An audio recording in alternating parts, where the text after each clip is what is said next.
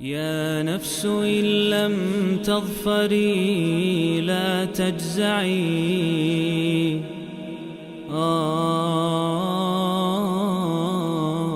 Holland کی سیاست میں کھلبلی مچ گئی۔ مسلمانوں کے سب سے بڑے مخالف سمجھے جانے والے ڈچ سیاستدان گیرٹ ولڈرز کے دیرینہ دوست جیروم وین نے اسلام قبول کر لیا۔ یہ وہی شخص ہے جو آج سے کچھ عرصہ قبل یہ کہتا تھا کہ ہم اپنے ملک میں کوئی اسلام نہیں چاہتے۔ ڈچ سیاستدان گیرٹ ولڈرز، جس نے کچھ عرصہ قبل گستاخانہ خاکے شائع کیے تھے، جیروم اس کی جماعت کا اہم رکن تھا اور مسلمانوں کا بہت بڑا ناقد سمجھا جاتا تھا۔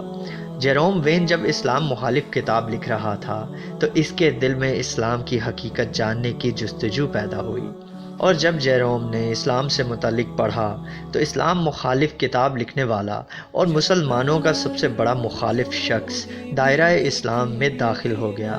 جیروم وین نے قبول اسلام کا باقاعدہ اعلان کرتے ہوئے کہا کہ میں نے اسلام گزشتہ برس اس وقت ہی قبول کر لیا تھا جب میں اسلام مخالف کتاب لکھ رہا تھا۔ اس نے کہا کہ جب میں نے اسلام مخالف کتاب لکھنا شروع کی تو اسلام کی حقیقی تعلیمات مجھ پر اشکار ہوئیں اور میں اس حقیقت کو جان کر دائرہ اسلام میں داخل ہو گیا۔